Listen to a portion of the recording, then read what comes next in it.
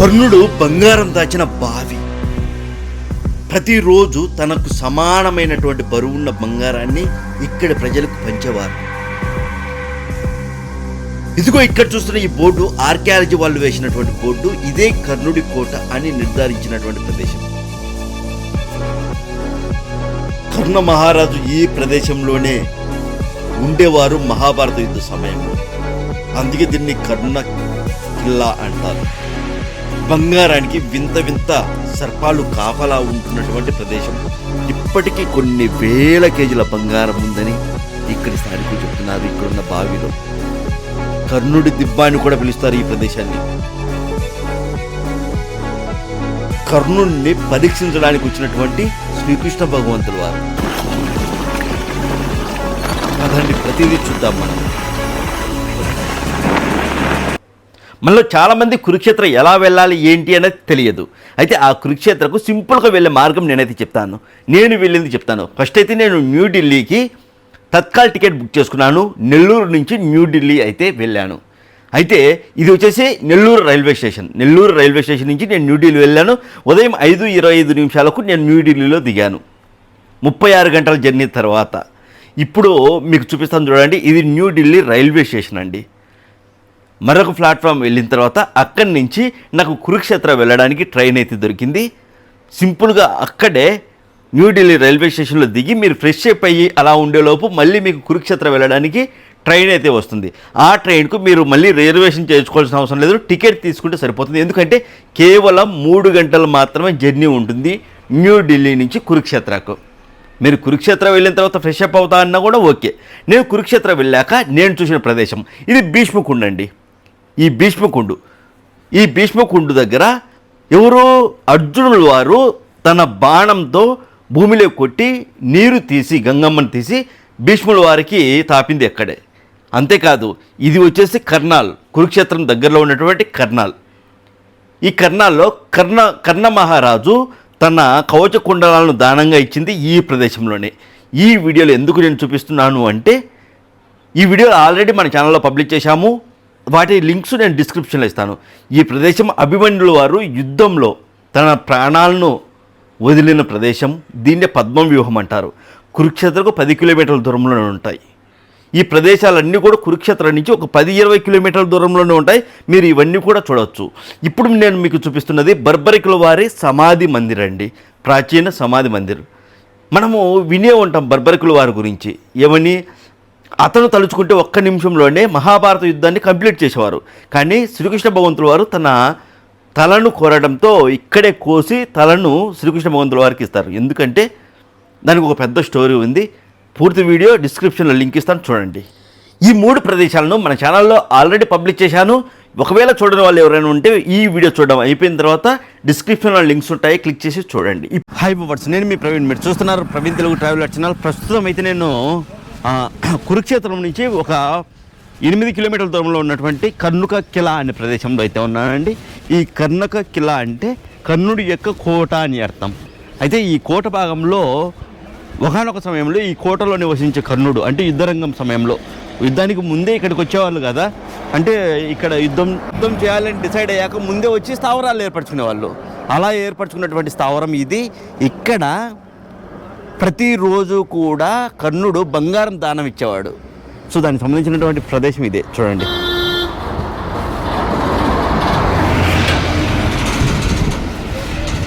Ancient mount రాజా కర్ణక కిలా మీర్జాపూర్ కురుక్షేత్ర వచ్చేసి మీర్జాపూర్లో అయితే ఉంది. ఎస్, ఇక్కడ బోర్డు అయితే చూడండి. ఇక్కడ చూసుకున్నట్లయితే ఏన్షియంట్ మౌంట్ రాజా కర్ణక కిలా మీర్జాపూర్ కురుక్షేత్ర అని ఉంది చూడండి. ఇది ఆర్కియాలజీ వాళ్ళు వేసినటువంటి బోర్డు అండి, గవర్నమెంట్ ఆఫ్ ఇండియా. ఇప్పటికే చాలామంది జఫాగాలు తయారయ్యారు. కురుక్షేత్ర వీడియోలు పెడుతుంటే అసలు కురుక్షేత్రం జరగలేదు, మహాభారత యుద్ధం జరగలేదు, నువ్వేంది ప్రూఫ్స్ అంటున్నావు, వీడియోస్ అంటున్నారు. వాళ్ళందరూ కూడా చూడండి ఒకసారి ఆర్కియాలజీ వాళ్ళు వేసినటువంటి బోర్డు. మరొక విషయం ఏంటంటే ఈ బోర్డు అంతా కూడా ఇప్పటిది కాదు, ఎప్పుడో వేసినటువంటి బోర్డు. అంటే వేరే ప్రభుత్వం ఉన్నప్పుడు వేసినటువంటి బోర్డు ఇదే అండి. కోటకు చుట్టూ కూడా ఈ విధంగా అయితే ఏర్పాటు చేశారు. కోట అంటే చాలామంది ఈ మధ్య కాలంలో నిర్మించినటువంటి కోట, ఇది రాజులు మన శ్రీకృష్ణదేవరాయలు వారు ఆ సమయంలో కోట అనుకుంటారు. కానీ ఎప్పుడో 5,000 ఏళ్ల క్రితం నిర్మించినటువంటి కోట కదా, చుట్టూ కందకాలు ఏర్పడి. ఏర్పాటు చేసి, అది ఇప్పుడు కనపడవు. ఇక్కడ కూడా ఒక బోర్డు అయితే వేశారు చూడండి, చూడు రాజాక కర్ణక కిలా అని. సో ఇక్కడి నుంచి మనం కొద్ది దూరం అయితే వెళ్తే ఒక మట్టి దిబ్బ అయితే వస్తుంది. మట్టి దిబ్బ ఎందుకు అంటున్నాను అంటే, మామూలుగా సాధారణంగా ఈ మహాభారత యుద్ధానికి ముందు ఈ ప్రదేశంలో యుద్ధం జరపాలి అని అనుకున్నప్పుడు ఈ ప్రదేశానికి పాండవులు కౌరవులు ఇద్దరు కలిసే వచ్చారు. అయితే కొంత ఒక భాగంలో, ఒకవైపు భాగంలో కౌరవులు, ఒకవైపు భాగంలో పాండవులు స్థావరాలు ఏర్పాటు చేసుకున్నారు. అంటే వాళ్ళ అస్త్రాలు పెట్టుకోవడానికి, బాణాలు పెట్టుకోవడానికి, సైనికులకు భోజనాలు, ఇవంతా పెద్ద పంచాయతీ ఉంటుంది అక్కడ. అందుకని ఒకవైపు ఒకరు, ఒకవైపు చాలా జెన్యూన్గా జరిగేవి అప్పట్లో యుద్ధాలు. అంటే ఎట్లా అంటే సైనికులంతా కలుసుకుంటూ ఉంటారు, తెల్లారి సూర్యోదయం అయ్యాక యుద్ధం మొదలవుతుంది, సూర్యుడు అస్తమించాక యుద్ధం ఆగిపోతుంది. తర్వాత ఎవరికి వాళ్ళు మామూలుగా మాట్లాడుకుంటారు అంత. అంటే జెన్యూన్గా, అంటే మామూలు మహాభారతంలో మోసాలు చేసుకొని గెలిచిండ్రు కదా, ఇంకోటి అన్నేవాళ్ళు అంటూ ఉంటారు. సో అది వేరు, ఇది వేరు నేను చెప్పేది. అంటే ఎలా ఉంటుంది యుద్ధ వాతావరణం అప్పట్లో ఎలా ఉండేది, ఇప్పట్లాగా ఎదురింటోళ్ళకు పక్కింటోళ్ళకు గొడవలు అయితే వాళ్ళు కనబడగానే అని చూసుకోవడం అలా కాదు, అదంతా వేరు ఉండేది పంచాయతీ. సో అలా ఈ మట్టి దిబ్బ పైకి వచ్చిన తర్వాత ఇక్కడ ఆలయాలు అయితే ఉన్నాయి చూడండి. మొత్తం 4, 5, 6, 7 అయితే చిన్న చిన్న ఆలయాలు అయితే ఉన్నాయి. ఇది వచ్చి చూడంగానే నాకు ఆశ్చర్యం అనిపించింది, ఏంటి ఇది ఇంత చిన్న మట్టి దిబ్బ అని. కానీ ఇక్కడికి వచ్చి ఈ స్థల పురాణం, ఇక్కడ చుట్టుపక్కల వాళ్ళు చెప్పేదాన్ని ప్రకారం నేను విని నాకు మైండ్ పోయిందండి. ఏంటంటే ఈ మట్టి దిబ్బ కింద కొన్ని వేల కేజీల బంగారం ఉందంట. ఆశ్చర్యంగా ఉంది కదా, క్లియర్గా చెప్తాను నేను. చూడండి, ముందుగా ఇక్కడ ఉన్న వాళ్ళతో మాట్లాడాను, అలాగే పక్కనే ఒక బోర్డు అయితే ఉంది. ఆ బోర్డు కూడా నేను చదివి వినిపిస్తాను ఏముంది ఏంటి అనేది. మీకు చాలా ఇంట్రెస్టింగ్గా ఉంటుంది వీడియో చూడండి. చరిత్ర అయితే కూడా మనం చెప్తారు. गुरुजी का नाम विकासनाथ जी। हाँ, ये कर्ण का टिल्ला है। राजा कर्ण जी जो सूर्य नारायण के पुत्र थे, सूर्य देव माता कुंती के, तो ये कर्ण का टिल्ला, दानवीर राजा कर्ण का टिल्ला। ये तो बाबा गुरु गोरखनाथ जियों का दूना, और आगे राजा कर्ण जी का। इस कर्ण के टिल्ले पे कृष्ण जी ने जो अंतिम परीक्षा ली थी ना कर्ण जी की, तो उनके पास एक स्वर्ण का दांत रह गया था। तो वो स्वर्ण का दांत श्री कृष्ण जी को दे दिया था कर्ण जी ने। अंतिम परीक्षा थी, जो अंतिम दान था इनके पास, सब कुछ दान कर दिया था। फिर ये अंतिम परीक्षा में दांत रह गया था स्वर्ण का। फिर ये श्री कृष्ण जी ने इसी टिल्ले पे, कर्ण के टिल्ले पे, इन पे से ये भी ले लिया था। ये वही दिखा रखा। हाँ, जब कृष्ण जी ब्राह्मण रूप में आए थे ना, तो फिर श्री कृष्ण जी बोले भाई इसको शुद्धिकरण करके दीजिए, दांत आपका जूठा है, तो इसको शुद्धिकरण करके दीजिए। एक प्राचीन कूप ऊपर आगे, हाँ, तो उस कुएं के जल में शुद्ध करके दिया था फिर इस दांत को। నేను ఈ ప్రదేశానికి వచ్చినప్పుడు నాకు ఈ బోర్డు అయితే కనబడింది. ఈ బోర్డులో ఏముందో తెలుసుకుందాం అనేసి నేను చదివానండి, ట్రాన్స్లేట్ చేసి చదివాను. మహాభారత మరియు పౌరాణిక కాలంలో కురుక్షేత్ర యొక్క ధార్మిక ప్రాముఖ్యత పరమావధికి చేరింది.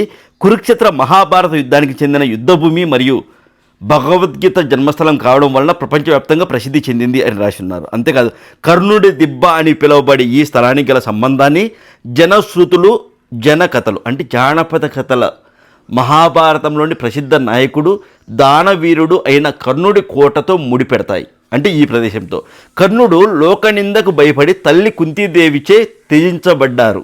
అందువలన ఆయన సూత దంపతులైన అధిరథుడు మరియు రాధలచే పెంచబడ్డారు. కర్ణుడు సూర్యదేవుని పరమభక్తుడు మరియు మహాదానవీరుడు. పుట్టుకతోనే ఈయనకు కవచం మరియు కుండలాలు ప్రాప్తించాయి.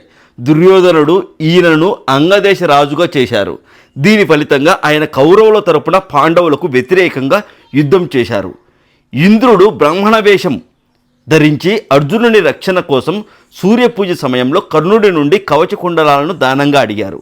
కర్ణుడి ప్రతిజ్ఞ ఏమిటంటే సూర్యపూజ సమయంలో యాచకుని కోరికలు ఆయన తప్పకుండా నెరవేర్చుతాడని.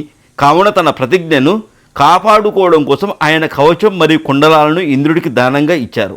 ఆయనకు తెలిసినప్పటికీ కవచం మరియు కుండలాలు లేకపోవడం వల్ల తన ప్రాణాలకు ముప్పు వాటిల్లవచ్చని తెలిసినా సరే తన కవచ కుండలాలను దానంగా ఇచ్చేశారు. అర్జునుడితో యుద్ధం చేస్తున్న సమయంలో కర్ణుడి రథపు చక్రం భూమిలో కూరుకుపోయింది మరియు కర్ణుడు దానిని బయటకు తీయడానికి ప్రయత్నిస్తుండగా ఆ సమయంలోనే శ్రీకృష్ణుడి సంకేతంపై అర్జునుడు కర్ణుడిని సంహరించాడు.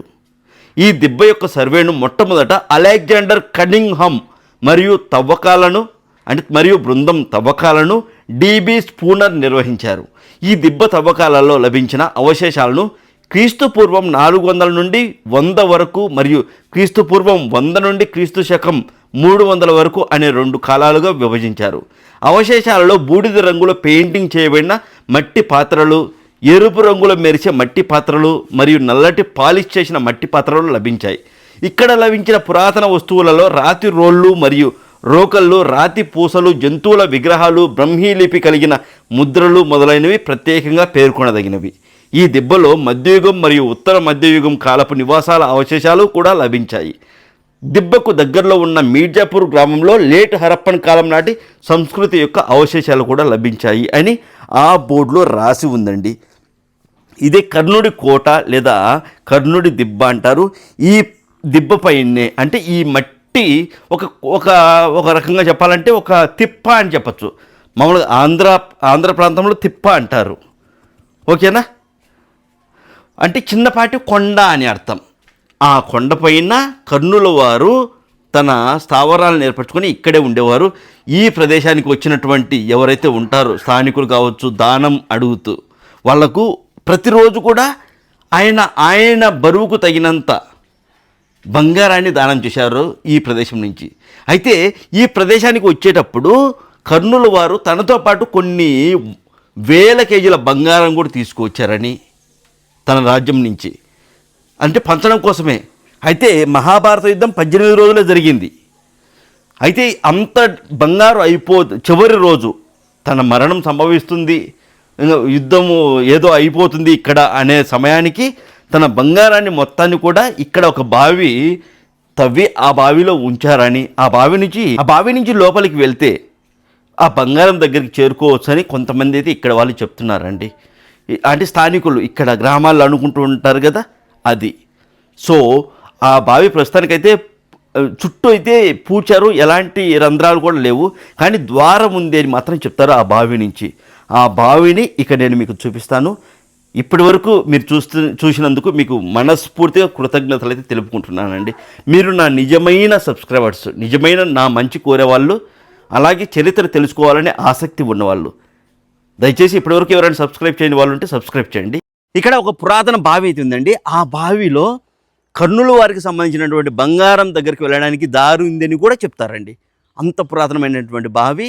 అక్కడ కర్ణుల వారు చేతులు శుద్ధి చేసుకోవడానికి వెళ్ళారంట. ఆ బావిని కోసం బాణం వేస్తే బావి ఏర్పడిందని కొంతమంది అయితే చెప్తారు. ఆ బావిని చూద్దాము, అలాగే ఈ ప్రదేశాన్ని అంతా కూడా మనం క్లియర్గా చూద్దాం రండి. ఎస్, ఇక్కడే అయితే ఆ పురాతన బావి అయితే ఉందండి. ఆ బావి దగ్గరికి అయితే మనం అయితే వెళ్తున్నాము. అతి పురాతనమైనటువంటి బావి, దాదాపు అంటే ఇది అంతా పూడిపోయింది. నిజం చెప్పాలంటే ఒకప్పుడు ఇంకా చాలా లోతుగా అయితే ఉండేది. రండి, ఆ బావి దగ్గరికి మనం వెళ్ళబోతున్నాం. ఇప్పుడు బావిని మనం క్లియర్గా చూద్దాము. ఈ బావి నుంచే మార్గం ఉందని చెప్తారండి. కర్ణుడు దాచినటువంటి బంగారానికి మార్గం ఉందని చెప్తారు ఇక్కడే.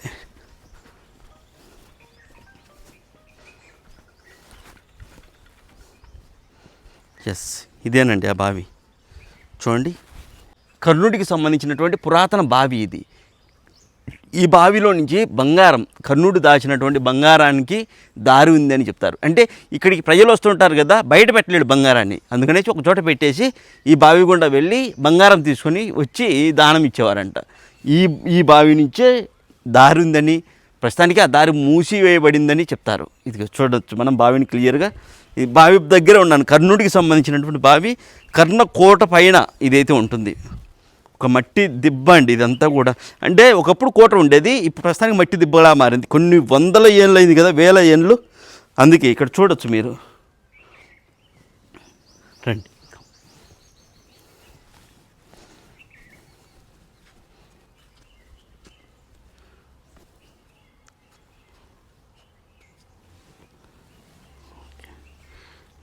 బావి కర్నూలుకి సంబంధించినటువంటి బావి.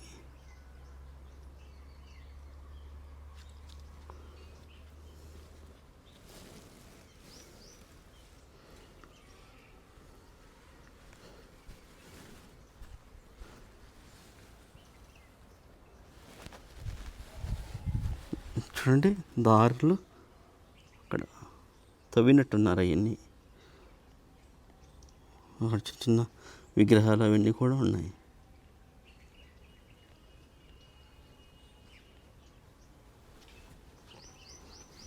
ఇది బావి.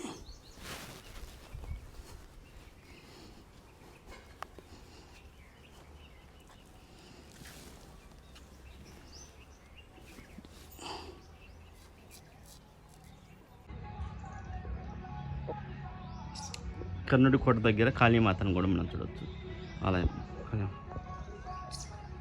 అంతేకాదండి, ఈ ప్రాంతంలో వింత వింత పాములు కూడా సంచరిస్తూ ఉంటాయి. ఇక్కడ స్థానికులు చెప్పేదాని ప్రకారం ఆ బంగారానికి ఆ పాములు కాపలా ఉన్నాయని చెప్తారు. ఇంత కూడా చూడొచ్చు మీరు. మీర్జాపూర్, కురుక్షేత్రం నుంచి మీర్జాపూర్ వెళ్ళే మార్గంలో మధ్యలోనే ఉంటుంది ఈ ఆలయం. మీర్జాపూర్ కిందకి వస్తుంది ఈ ప్రదేశం. ఇక్కడ శివాలయం ఉంది. శివాలయాన్ని నేను మీకు చూపిస్తాను. ఇక్కడైతే ఇక్కడ ప్రతిరోజు కూడా పూజలు కూడా చేస్తున్నారండి. ఇది ఇక్కడ ఉన్నారు కదా, వీళ్ళే ఇక్కడ పూజలు చేస్తున్నారు. ఇందాక చెప్పారు స్వామీజీ, గురూజీ, వీళ్ళు ఇక్కడే పూజలు చేస్తున్నారు, ఇక్కడే ఉంటున్నారు చాలా ఇయర్స్ నుంచి కూడా. సో ఇది కర్నూలుకి సంబంధించినటువంటి ప్రదేశము.